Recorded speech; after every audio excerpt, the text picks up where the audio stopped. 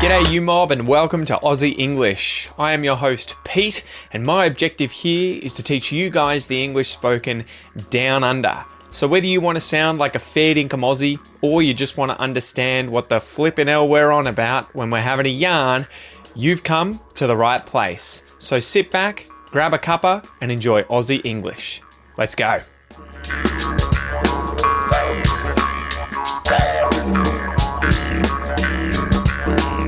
G'day you mob, how's it going? Welcome to this episode of Aussie English, the number one place for anyone and everyone wanting to learn, you guessed it, Australian English. So I am your host Pete, and it's a pleasure to have you here again. It's another expression episode, and today we're going to be going through the expression nip it in the bud. Nip it in the bud. But before that, what have I been up to today? It has been freezing. It has been absolutely freezing. I think we have this cold air current coming up from Antarctica at the moment here in the south of Australia. And every night it's been getting down to close to 0 degrees where I live. And yeah, I'm just not used to it. Maybe I'm just a bit weak. But besides that, I took the kids to daycare and swimming today. And then when I got home, what was I doing? I was playing with the plants. So I've got a lot of plants in the house and I was kind of propagating some of them, chopping them up, repotting some, planting them, watering them, all those sorts of chores. So yeah, that's what I've been up to today. Anyway, before we get into the episode, as always, guys, don't forget if you want to support the podcast whilst also leveling up your Australian English, be sure to check out the premium podcast membership. You can check it out at aussieenglish.com.au/podcast. So you'll find it on the website. When you sign up as a member to the premium podcast for less than $1 a day, you will get access to over 1,200 podcast episodes, including the members-only episodes. You'll be able to download the worksheets and the transcripts so you can read the words that I'm saying. And remember, every single episode includes a transcript except for the Pete's 2 Cents episodes. There's only a handful of those and they don't have them. And you'll also get access to the premium podcast player, which allows you to read and listen simultaneously online at the same time. That's sort of redundant. Simultaneously at the same time. But that's the most effective way of improving your listening comprehension, reading and listening simultaneously. So yes, once again, check out the premium podcast at aussieenglish.com.au/podcast. So let's make the sheep squeal. Well, I guess he's not a pig, he's a sheep, so he goes bah. And get into today's Q&A.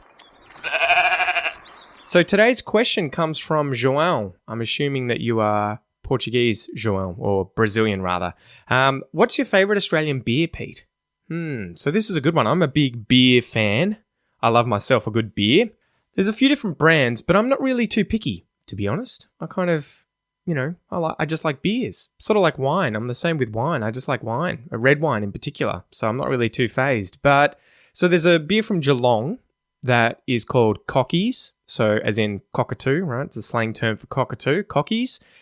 I love this one because I met the owner of the brewery and when I was working at the Bellarine Distillery making whiskey, we did a few runs there where we were making, I think it's called the wash. So it's the liquid before you've distilled it. We were making that all there using his equipment. So he was a lovely bloke and it was cool being able to see his beer brewery and use it and learn from him. There's another brand called Bent Spoke from Canberra. That's a really good brand. You should be able to find that in most stores.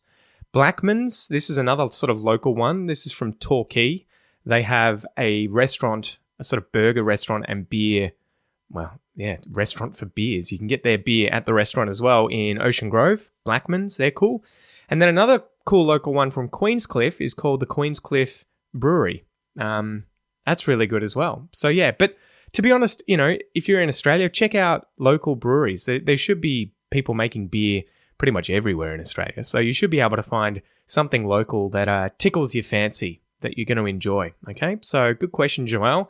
And I'd love to know from you guys, what beers do you enjoy from Australia? Send me a message on Instagram and tell me. All right, so let's slap the bird and get into today's joke.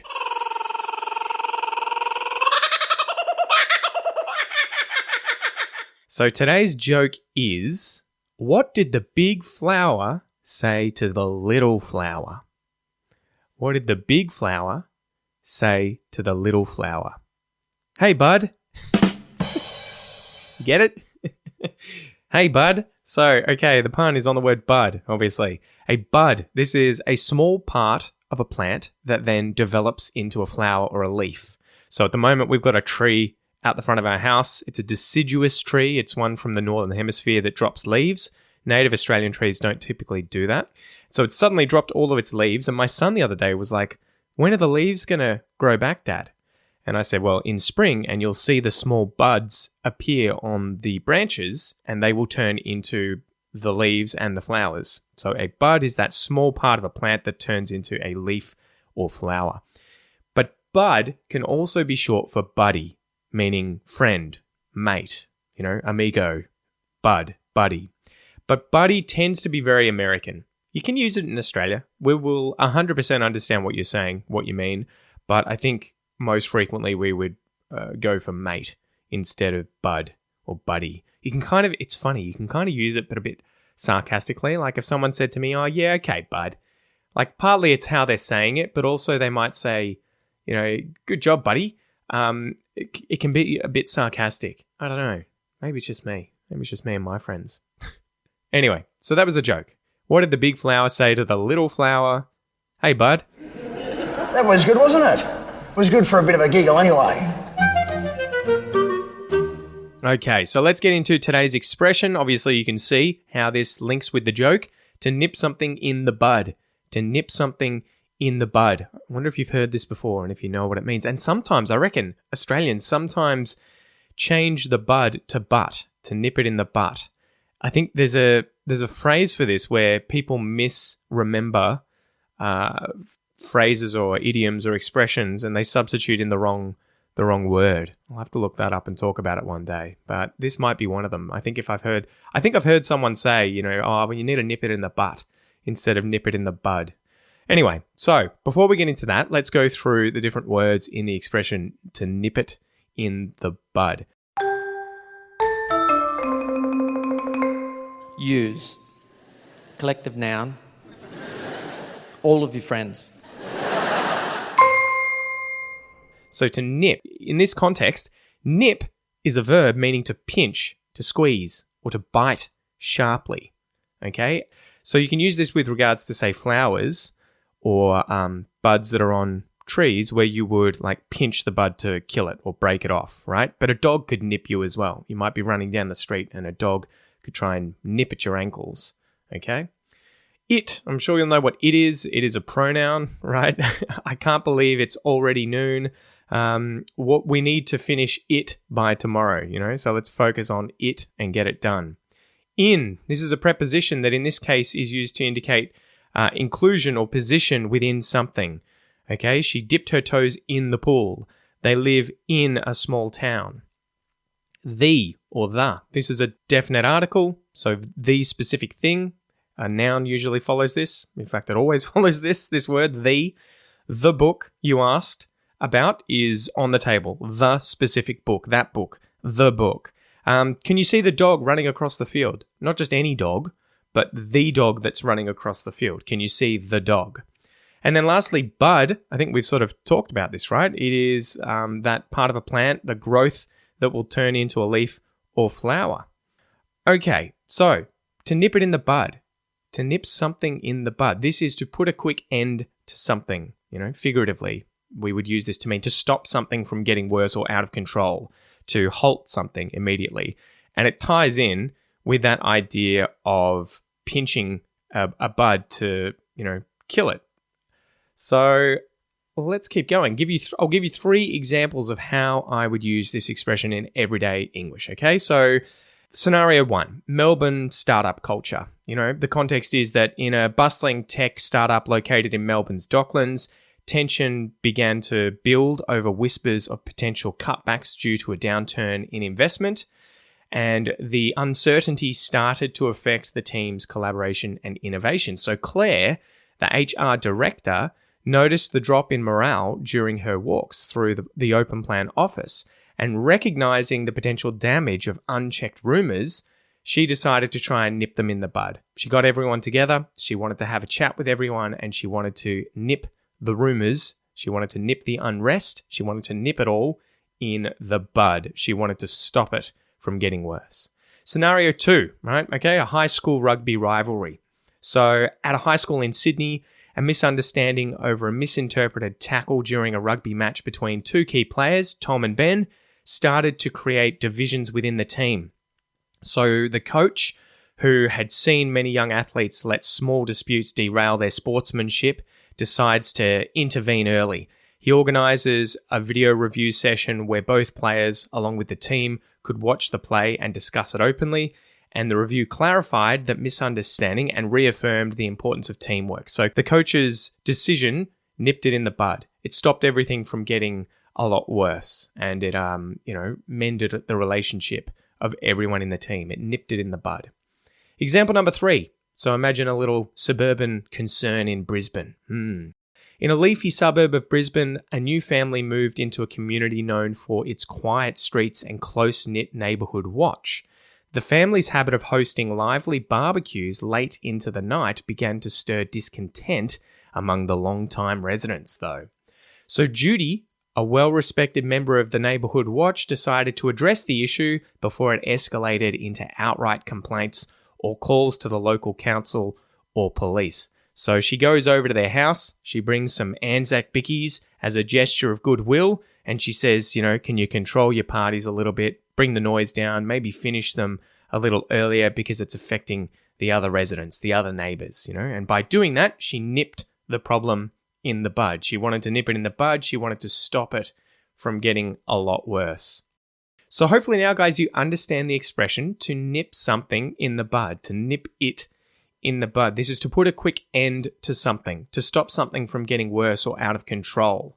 Okay?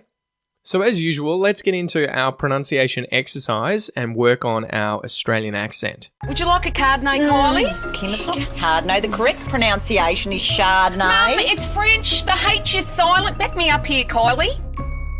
Okay, so the goal of this exercise, I'm going to say words and phrases out loud. Find somewhere that's away from other people where you can feel comfortable speaking loudly, speaking out loud, and try and impersonate, mimic, copy my accent as best you can, okay?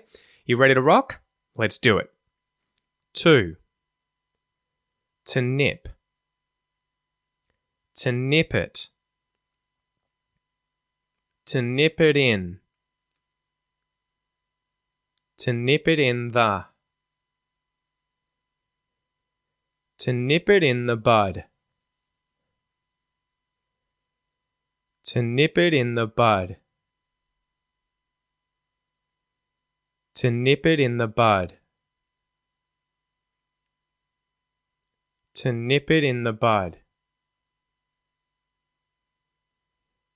To nip it in the bud. I need to nip it in the bud. You need to nip it in the bud. He needs to nip it in the bud. She needs to nip it in the bud. We need to nip it in the bud. They need to nip it in the bud. It needs to nip it in the bud. Good job, guys. Let's go through a little bit of the sound changes that are happening there and the linking. So, nip it in the bud.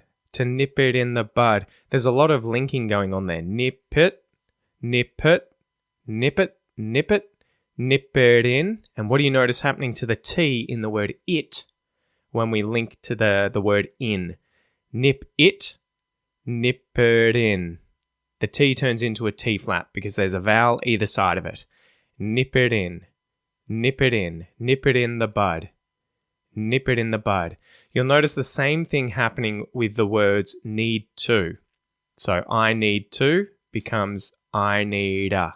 We just use a T flap in place of the D and the T at the end and start of those two words. Need to becomes needa. But you'll notice it's different when we have needs and to. So he needs ta. She needs ta. It needs ta. He needs to nip it in the bud. She needs to nip it in the bud. It needs to nip it in the bud. The last interesting thing that we should cover here, what do you notice happening with the T at the end of the word it when it's at the start of the phrase, it needs to nip it in the bud, and it's followed by a consonant, an N sound? Have a listen. So is it a hard T or a muted T? It needs to nip it in the bud. It needs. It needs. It needs. It needs. We're muting the T and going straight into the N sound. So the tongue goes up. We make the T, the first half of the T sound by stopping the airflow. It. And then we go straight into the N. It needs. It needs. It needs to nip it in the bud. The reason we do this is because if we release the T, it needs, it adds a vowel sound in between the words, and it's going to confuse native speakers or advanced speakers of English. They're going to be like, what is that vowel sound representing? It sounds like a schwa. Could be any sort of word. Is it a name of some kind? What's in there? Are you saying So that's why we do that. We mute consonants like T, D, P, B, G, and K. Okay?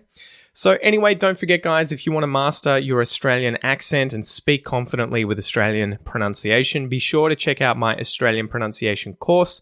You can get access to this for $100 off at aussieenglish.com.au/APC100.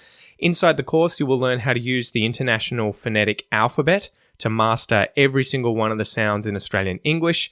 You'll then go through all these sounds, the tutorials teaching you how to pronounce them, then exercises so that you can do these on a regular basis to master the different vowel sounds and consonant sounds.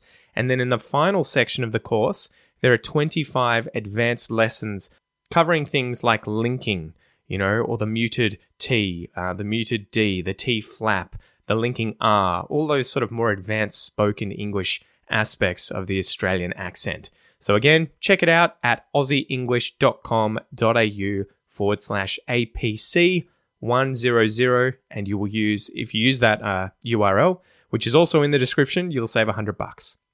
So anyway, let's get into today's listening exercise and we can finish up. That's not a knife. That's a knife. Here, there's no cash, all right? Cash, no. Robbo?